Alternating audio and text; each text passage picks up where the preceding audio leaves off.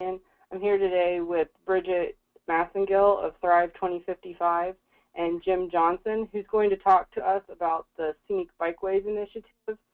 This is part of the Natural Treasures Initiative working groups in Phase 3 of the Thrive 2055 project. So Jim, please tell us about yourself. Great, thanks very much, Emily. On the professional side, I actually own a bicycle tour company in Chattanooga. We don't have tours in Chattanooga. We're actually in 72 countries, and so that's the sort of professional and business side of me, and that translates very well into the advocacy side of me that works a lot on trails, greenways, bicycle tourism, and other. I'm going to be discussing today had its genesis in a series of meetings that we had in Chattanooga with folks from throughout the region. It was about a year ago with leadership from Adventure Cycling Association and Rails and Trails Coalition, and meeting with a lot of civic leaders, advocates, foundation folks, and so on. And it was really a started the momentum going on a number of different projects.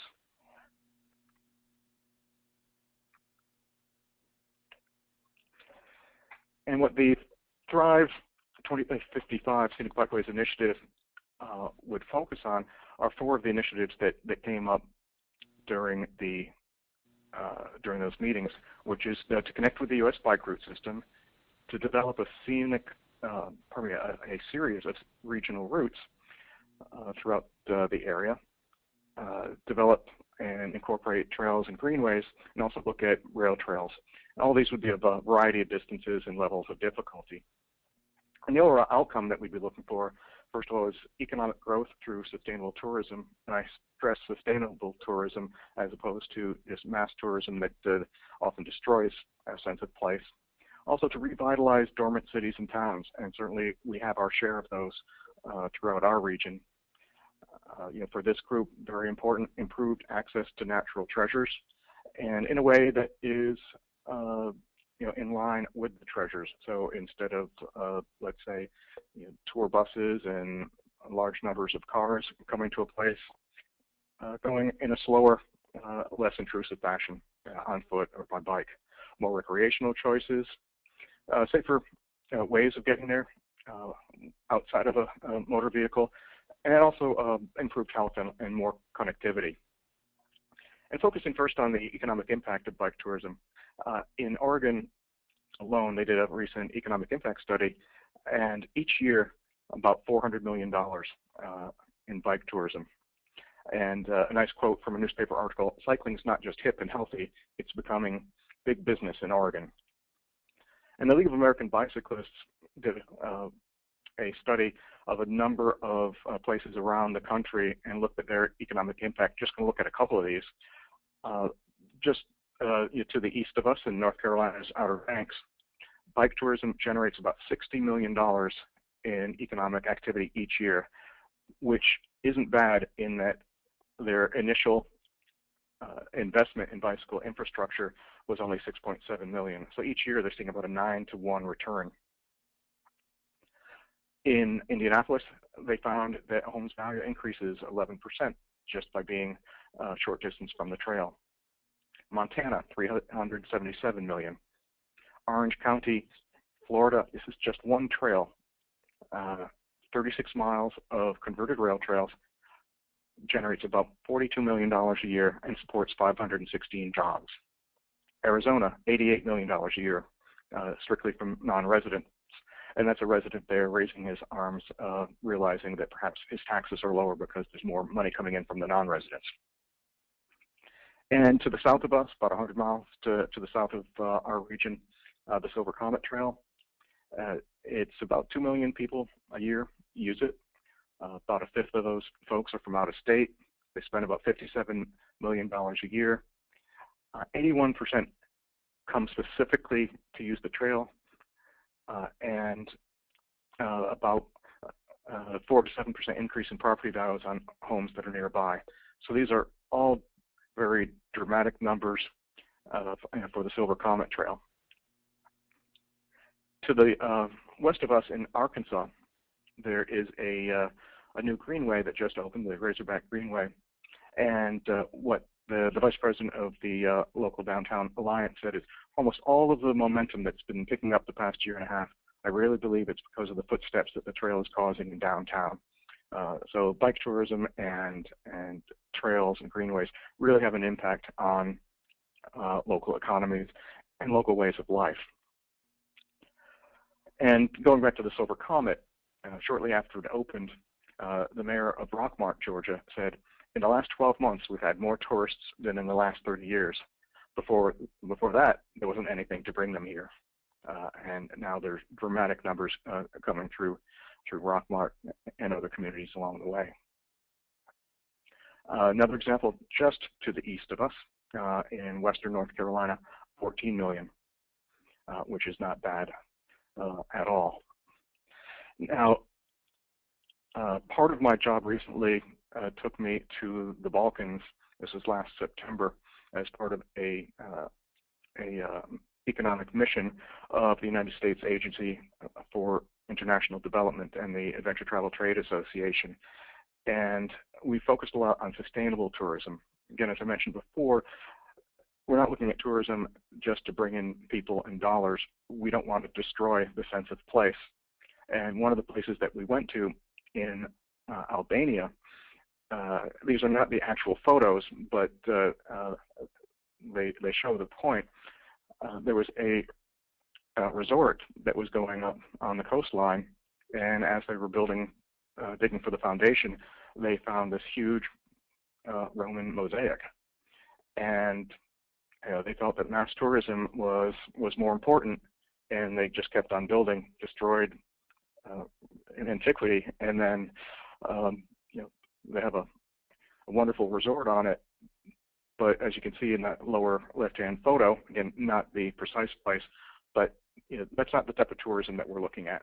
Far too intrusive and destructive. And also, we don't want any sense of overcrowding. As Yogi Berra said memorably, nobody goes there anymore. It's too crowded, and we don't want that.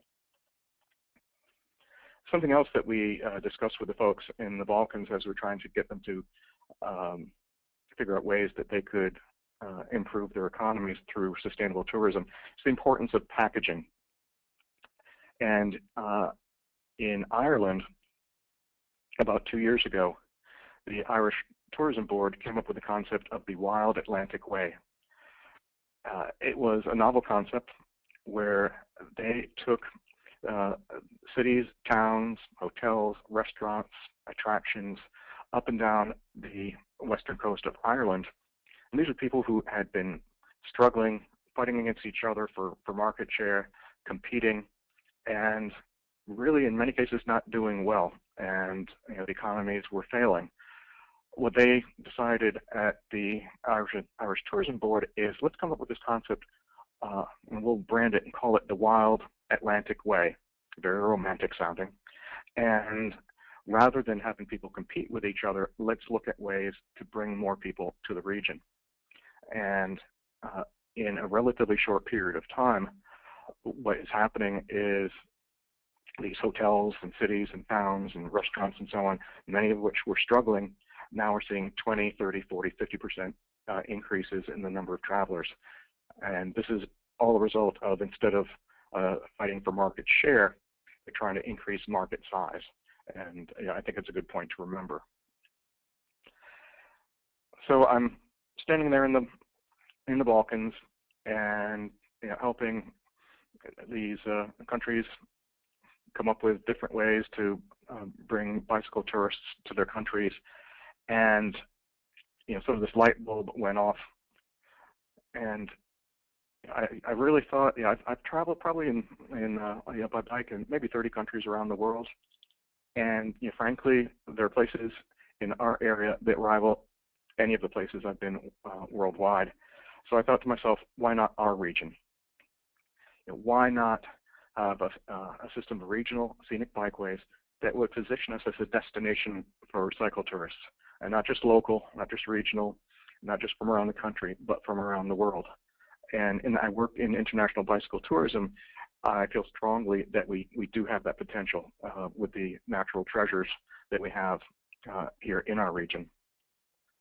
So that leads specifically to the Scenic Bikeways initiative that would have three primary components. First of all, to connect to the U.S. bike route system. I'll describe that a bit more in a moment. Regional bicycle routes and regional rail trails.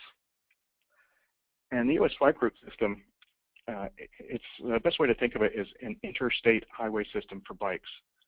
The overall goal nationally is 40,000 miles. Currently, it's about 8,000 miles in 16 states. And it's being organized by the American Association of State Highway and Transportation Officials.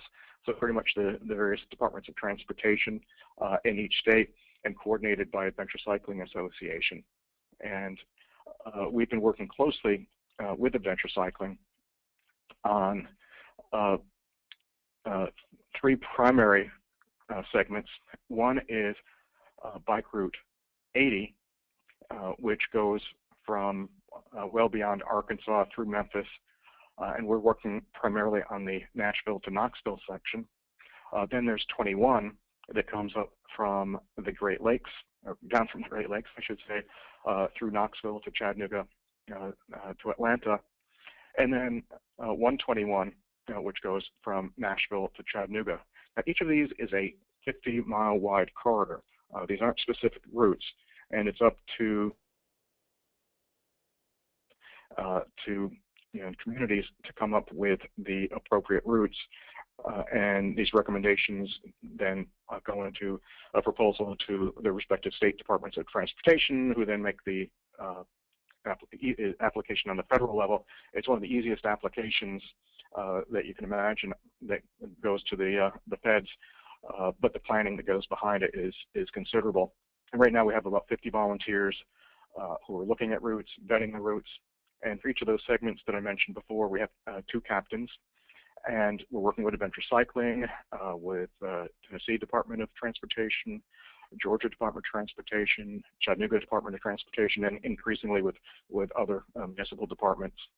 And our goal is by September of 2016 to have our final routes mapped, approved, signed, and promoted. But we don't want to stop at the U.S. bike routes, which we would view as a sort of the broad framework for bicycle tourism in our region, and that's the blue lines that you see on this map. The red lines are regional spurs and connectors that would build off the U.S. bike routes, and it could be 50 or many more individual and connecting routes throughout our region. And focusing in a little bit more on our region in a moment, but here's one route is a loop route that is 2 to 3 overnight. That would involve 2 to 3 overnights, including one at Fall Creek Falls. Another one, let's call it a 175-mile tour de parks: Prentice Cooper, Fall Creek Falls, Catoosa Wildlife Management Area, Savage Gulf, and Big South Fork. Maybe based in Somerville, the 65-mile ramble starting and ending there, or a 50-mile loop, from Little River Canyon State Park, or a 35-mile loop from Sewanee, or countless different combinations of routes from the Battlefield, Chickamauga, and Lafayette. And now on to the next component, which is regional rail trails. And for a number of years, people have been looking at some way to connect Chattanooga to the Silver Comet, which would be somewhere between 100 and 130 miles of rail trail or rail with trail, which would be trails built next to active rail lines. And the project has had its ups and downs and starts and stops, and right now actually it's progressing well, with some money being provided, we feel, fairly soon for a feasibility study on the northern segment, which would be from Chattanooga down to Kensington.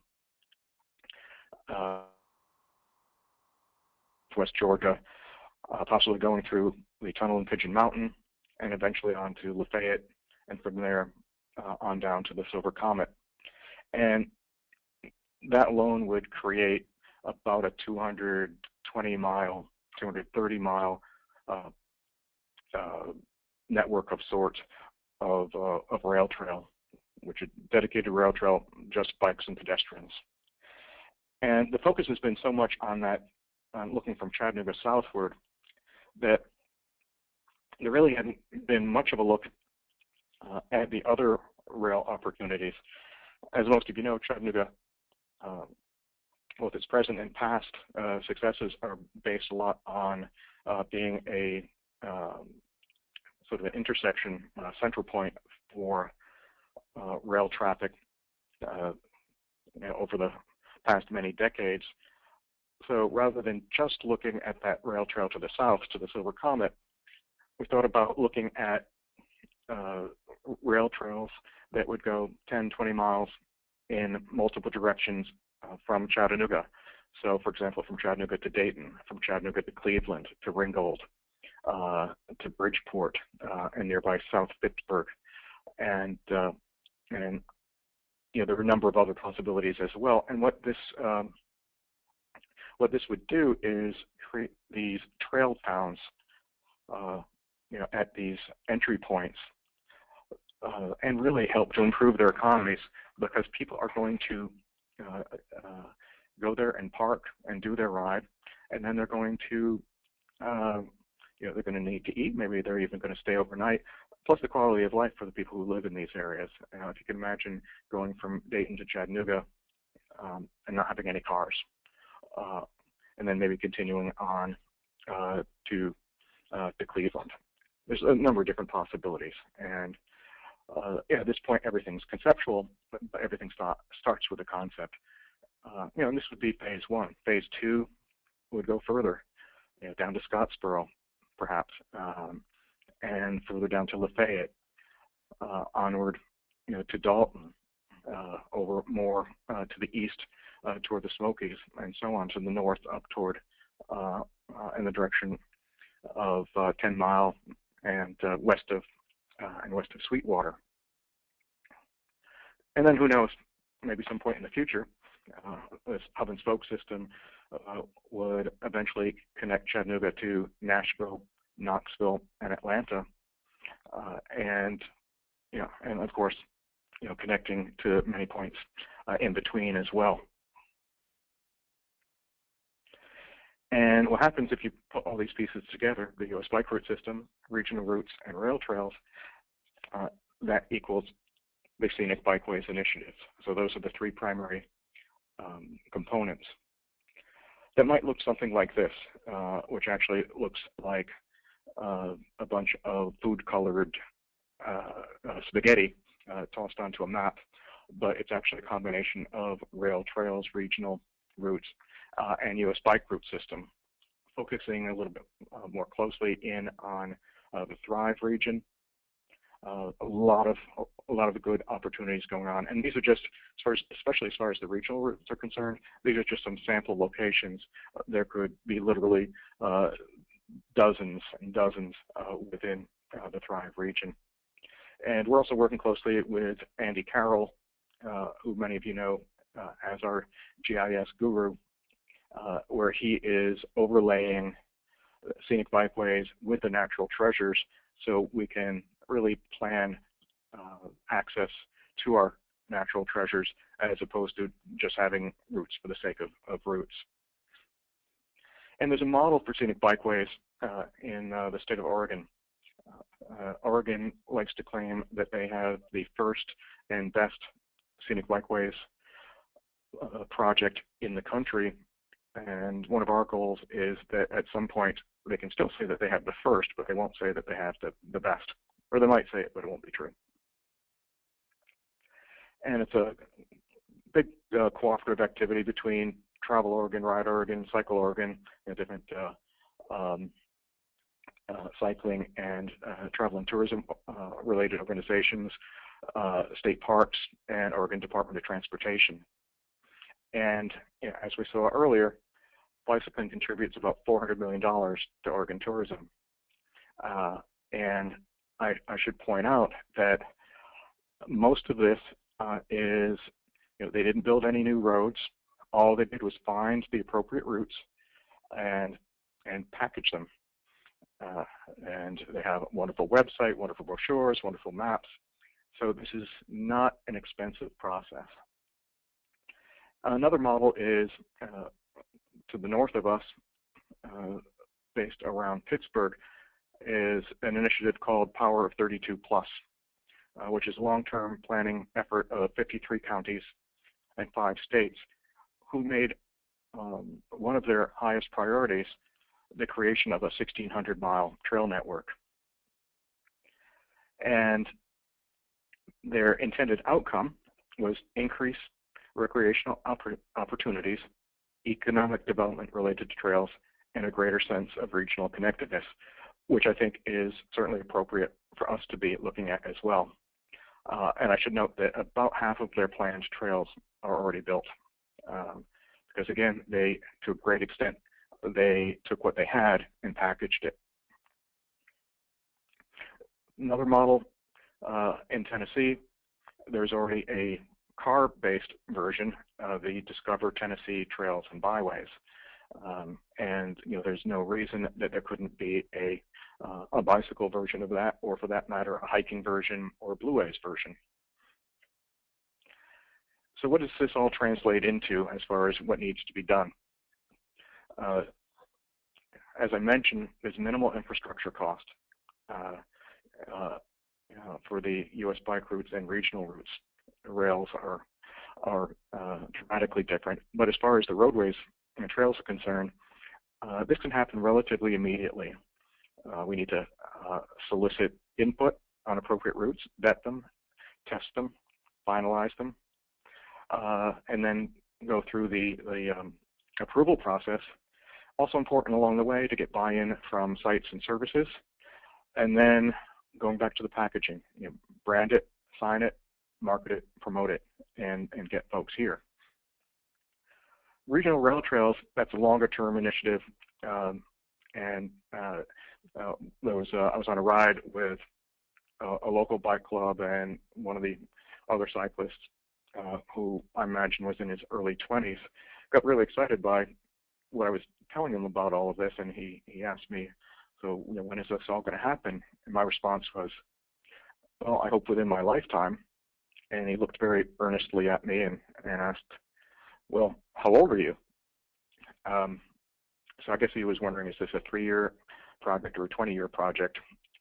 And yeah, I guess the best answer is, in parts of it could be 3 years, but we're probably looking at 10 or 20 years for the rail portion of it. Again, the road portion of it can happen much more imminently. What's involved is a lot of cooperation between state and local departments of transportation, state, local, and private tourism and economic development agencies. Along the way, the sites and attractions, including, of course, natural treasures, local services. People need to stay overnight to eat. They need to buy things, and they may need to buy products for the bikes, and also coordinating with Bike Walk Tennessee and local affiliates and the similar organizations such as Bike Walk Northwest Georgia.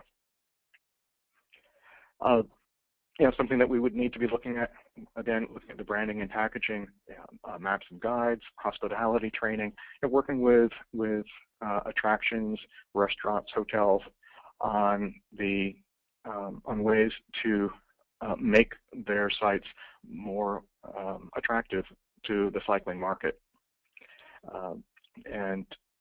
Then this would be an ongoing educational project that would come a bit later after routes are more established, but before we do too much of the marketing. And all of this, as you might imagine, is going to take a lot of work. And we're very lucky to have in Chattanooga a very progressive and generous foundation, the Footprint Foundation, that approved a proposal that we submit, connect the dots, or connect the DOTs, Departments of Transportation. And they have funded a full-time coordinator for 1 year, and depending on our results, are very likely to renew it for a second year. So that gives us someone who is already and immediately paying attention to this project and can help nurture it and move it along. It's also already become a primary initiative of Bike Walk Tennessee. They have really embraced Scenic Bikeways as one of their major focuses in the coming years, and they in fact have just hired their first executive director, and they've decided that 50% of his time is going to be on Scenic Bikeways. And here's a letter that the president of Bike Walk Tennessee wrote. I'm not going to read through the whole letter, but developing and promoting our natural assets is a critical strategy for the long-term prosperity of our state. The Thrive 2055 initiative is an exemplary model for how communities can set a course that best leverages these assets for long-term benefit. And we're thrilled for the potential role that the Scenic Bikeways initiative could play as our region continues to build on its reputation as, he says, one of Tennessee's premier destinations, but I would say one of the world's premier destinations.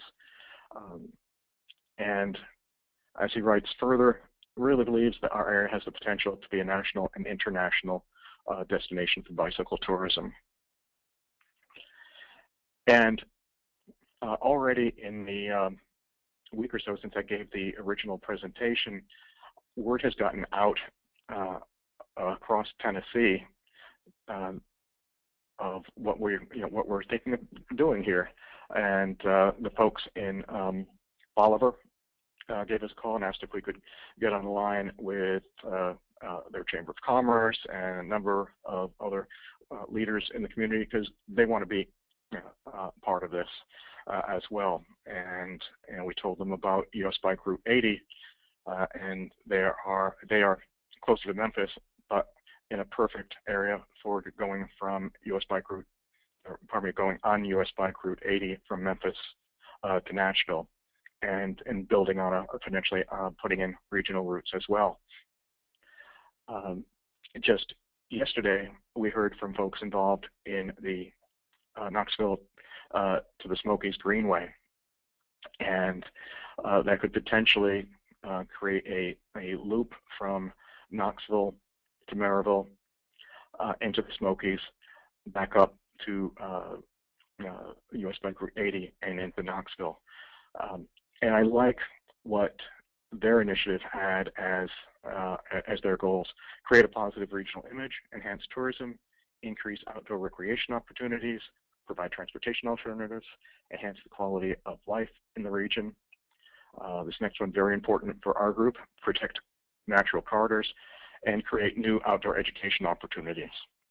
And I think this is all in line with what we want to do.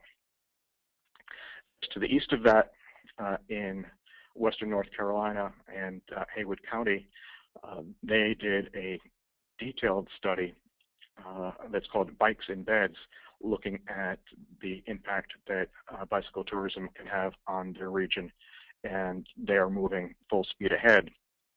And we definitely want to work with them because our area feeds their area, and their area feeds ours as well. And much further to the west, in Memphis, the new Harahan Bridge over the Mississippi. The bridge isn't new, but the bike ped path on the bridge recently got approved. And what's exciting about that is that from our area, we can now cross the Mississippi on the US Bike Route system and connect as far as to the west coast. And that is the end of the presentation. I thank you for your patience, and Emily or Bridget, if you have any questions.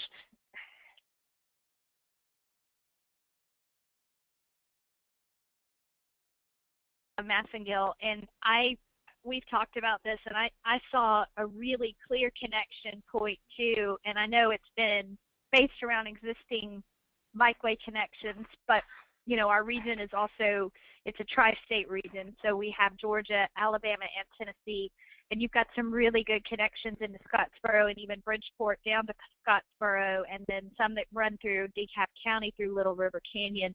But when we're talking about connecting with the larger markets, I would love to see us also kind of approach this from the standpoint that we can connect directly with Huntsville and Birmingham as well, so it gives that portion of Alabama some, you know, we're actually in such a amazing geographic location because we can connect directly with Knoxville, Nashville, Atlanta, and Birmingham and Huntsville.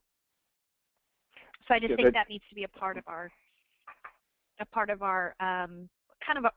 big picture. Yeah, I would agree 100%. And you know, each of those places also becomes a gateway to the area. And you know, when you're talking about that, also one of the things that comes to mind is one of the it's both exciting and a challenge. You know, coming up with some type of brand for our region. You know, what do we call this part of the world? You know, Ireland has the Wild Atlantic Way, and there's got to be something that we can call this area. And I'm not suggesting, Bridget and Emily, that you come up with those right now, but the people who are listening perhaps can give some thought to it. Absolutely, absolutely. What are our immediate kind of next steps with this? And I'll also compliment the letter because I see that is something too. There's a state organization out there that's looking at this, and in that same perspective, trying to mobilize some of our other state organizations from Georgia and from Alabama as well to be able to say that we want the Northeast Alabama area of Alabama to be known as a destination, and the same with the Northwest Georgia portion to be known for that, and we just brand it together under one umbrella. And I think that's really an exciting opportunity to engage and use that as an example of what other organizations around the other states can also do, leveraging what the Tennessee organization did. So what's our next steps? Well, it's you know, I don't know specifically the process that Thrive goes through, but as far as you know, to keep this project, this initiative going, you know, one of the nice elements of this is it's sort of turnkey. It's not this concept that's out there and has to be worked toward. You know, there are already people working on it. It's in place. It's going to happen one way or the other, but having the endorsement of Thrive, I think, is going to accelerate the process dramatically. You know, getting buy-in from municipalities, from basically everyone who's been involved with Thrive. You know, it's going to keep the doors open and give us the credibility we need.